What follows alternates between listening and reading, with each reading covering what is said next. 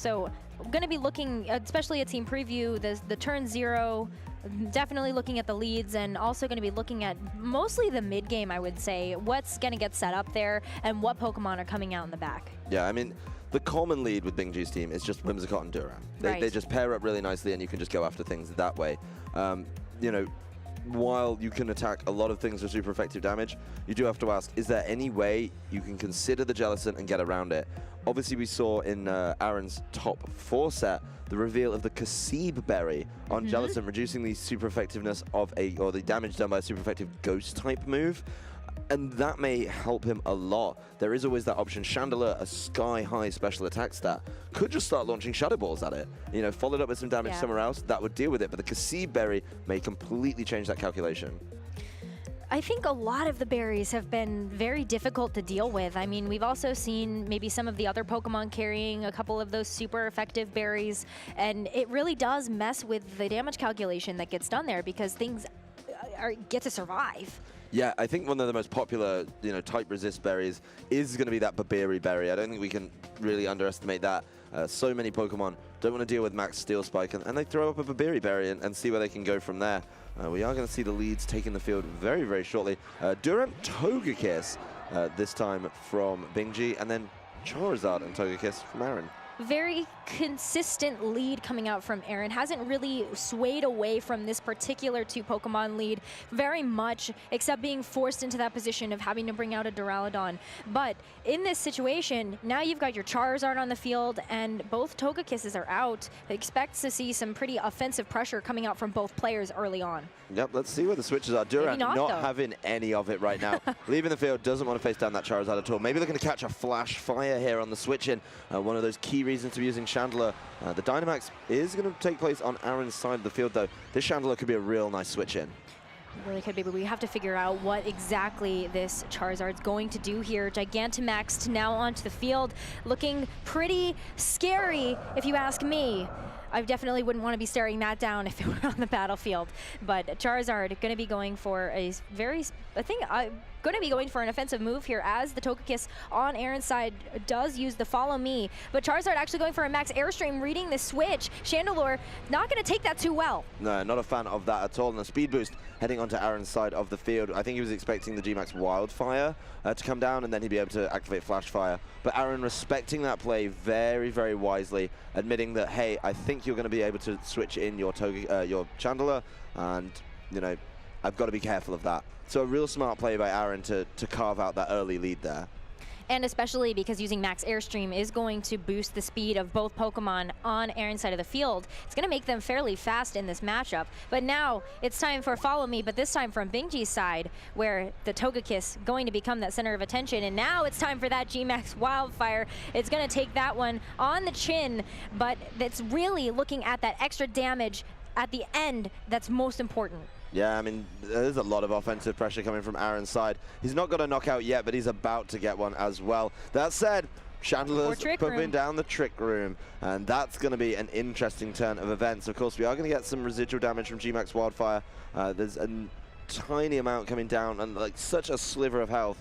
That said, though, Bingji might be able to start attacking first. Yeah, it is important to note that G-Max Wildfire won't work. The residual damage won't work on a Fire-type Pokemon, which is why Chandelure is still up and kicking, gets a chance to get the Trick Room off, and that Trick Room is going to be very important now for Bingji's side.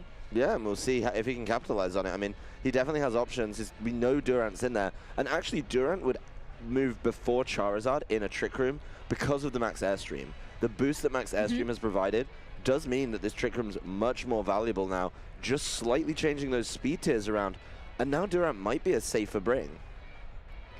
Dazzling Gleam first from Bingji's Togekiss, just doing a bit of chip damage here.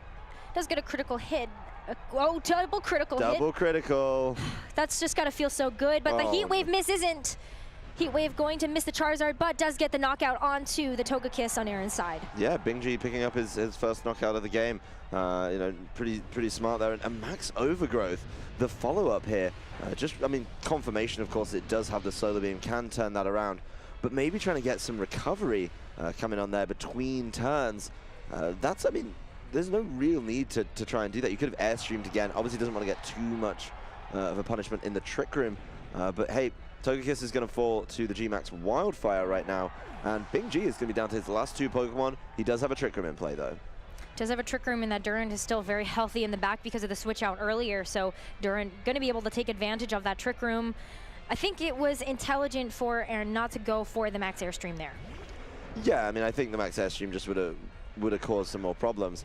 That said, I mean, we're now in a Conkeldurr mirror, so both players are accommodating for Trick Room, and this Durant's going to be kind of up against it a little bit. The Charizard's Dynamax has, or Gigantamax has ended, so he's a lot more manageable now. I'm interested to see how these Conkeldurr are trained. Not too much information you can glean from watching both of these players play with the Conkeldurr on stream. So I think this is going to be a fairly tough matchup for both of these players, but it's a Duraludon in the back as the 4th and final Pokemon for Aaron. Yeah, this is going to be a problem. So Durant is, of course, going to Dynamax. It needs to Dynamax to start landing hits through the Hustle ability. And honestly, this is a big turn for Bing G to see if he's made the right call. He knows that he has the upper hand on the Charizard in the Trick Room right now. So Aaron almost forced to switch it out there so it doesn't get caught by a Max Rockfall.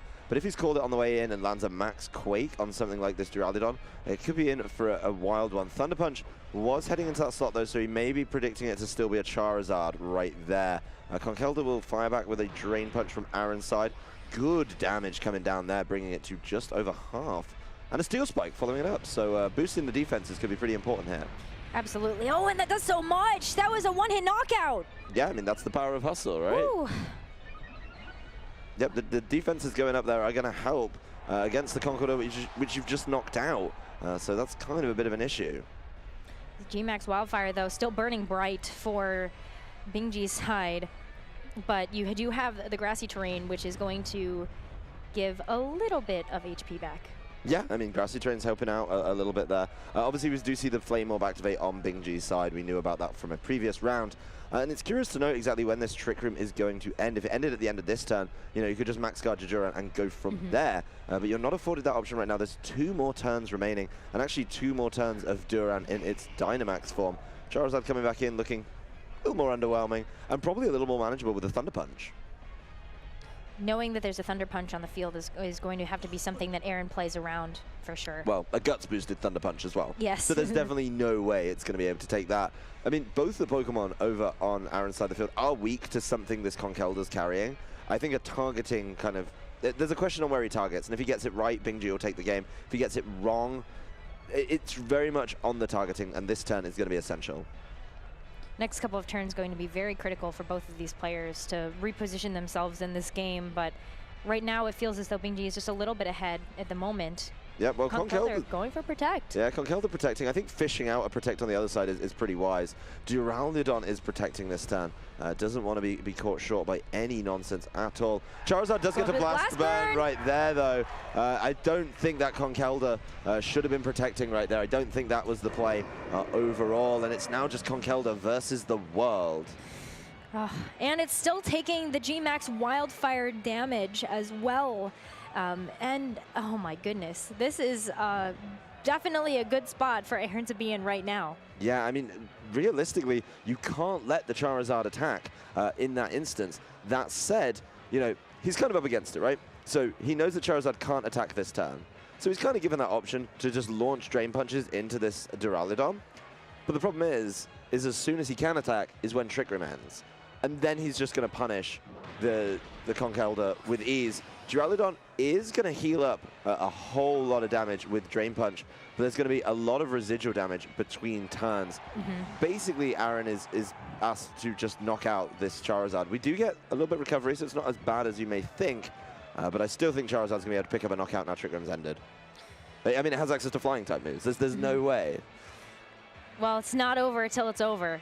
We have maybe 1, maybe 2 turns left, but it is Conkeldurr versus the Charizard at the final end of things. I would give Conkeldurr a chance if it was carrying the Assault Vest. It is not. We have seen Flame Orb, we have seen Guts go off, and so I think Aaron playing this so wisely. I think Bing G just missing the opportunity to throw a Thunder Punch at this Charizard, causing so many problems. Charizard going for a Protect. Reads that well. Thunder Punch not going to do anything through that Protect. Yeah, I mean, there's no reason not to protect there. You get more residual damage as well, so you make the knockout even easier to try and work through. Now the grassy terrain has disappeared as well. Battle conditions are back to normal on the battlefield. Yeah, I mean, Conkeldur's bulky, right? It's real bulky, so it should. We'll see if the air slash is able to get it. Not gonna miss. Does get the knockouts. Yeah, easy clean up there for Aaron Trailer, taking game 1 over Bing-G. I think a couple of errors from Bing-G later in that game just allowed Aaron to get right back in it. Blast burn from Charizard just took out the Durant. Yeah, I mean, you can't let it blast burn your Durant. You should not be letting it do that, and that is, I think, one of the biggest issues. You know, you had Thunder Punch available. You just protected the Conkeldurr for no real reason. And Aaron Trailer takes the lead off that. He played it perfectly. He made the right switch when he took out his Charizard because of the airstreams and brought it back in. And, you know, I think he played that set to perfection. I don't think we need to see too much adjustment in terms of what Pokemon get brought, but more so on just the level of play from both of these players. Just there's so much respect between the two of them, and you can feel that watching this set. Yeah, I mean, I think both players were very considerate of what their opponent might do. You know, think about that max airstream turn number 1. Yes, the Wildfire would have been the obvious choice there, but he respected the Chandelure, you know, adaptation. Chandelure setting up the Trick Room was interesting, but I don't really think he got to capitalize on it that much. I don't think so either. I am not sure if setting up the Trick Room there was quite the right play. There's just, I think, a few moments where Bing-G was hoping for other things to happen, and Aaron didn't let that happen. Yeah, I mean, Aaron played that set flawlessly. I mean, that game when everything was going very well for him. I still struggle to see where the Chandelure's coming, but, you know, if you can get a Flash Fire boost, you could be in a great position. That said, I think I prefer Milotic to just try and deal with that Charizard. Milotic would be a great option. Yeah, I mean, there's options for Bing-G. He's not locked into that 4. I liked the Conkeldurr selection as well. It had had options. With the Thunder Punch, it literally has options against everything bar the Whimsicott over on Aaron's side of the field. So I think you have to bring that. But outside of that, you know, he just didn't go for it. Once he had the Guts boost, he needed to start knocking things out. We'll see if the leads are any different for this game, too. As a reminder, Aaron is going to be up 1-0 for this set. Definitely on match point here, but no changes, no surprises here for the leads coming out from Aaron's field, and no surprises either from Bing-G. It's going to be the Togekiss and Charizard versus the Togekiss and Durant. Yeah, I mean, there's something kind of interesting here. The Charizard could get off a really easy advantage with the max airstream. So even if it gets redirected by something like Follow Me from Togekiss, as long as it max airstreams safely this turn, which it can definitely do next to a Follow Me Togekiss of its own, then there's no real way, I think, for this Durant to keep up. You know, unless you can maybe weave in some kind of boost on your own. That's certainly a tough ask, and that's something I think Bing-G is going to have to be very aware of. Both Pokemon just Dynamaxing right away. There's really no reason not to. You know, this time, Bing-G is going to leave the Durant in just to see what it can get done. And it is going to be that turn 1 Dynamax for the Durant and the Gigantamax coming out from Charizard. It's going to be important to see what these Togekiss do because of the Follow Me, the redirection ability, and just the ability to help and support. Yep. Aaron's Togekiss going for the Follow Me. So we'll be directing that attention from that Durant away from the Charizard. And same going for Bing-G's Togekiss. So Follow Me's on both sides. We'll see if these Togekiss can survive. Max Rockfall from the Durant. I don't know if it's going to... It will. It's enough to take out Togekiss. Yeah, it's not going to make it through that one. You have to be smart about it because when you play the Durant, obviously the go-to option in your mind is to max Steel Spike, but the max Steel Spike is often taken and isn't a one-hit knockout because of the Babiri Berry. So it's smarter, I think, to always Rockfall the Togekiss in that situation. That said, there is going to be a problem now because the max airstream has gone up, and Charizard is now quicker than Durant.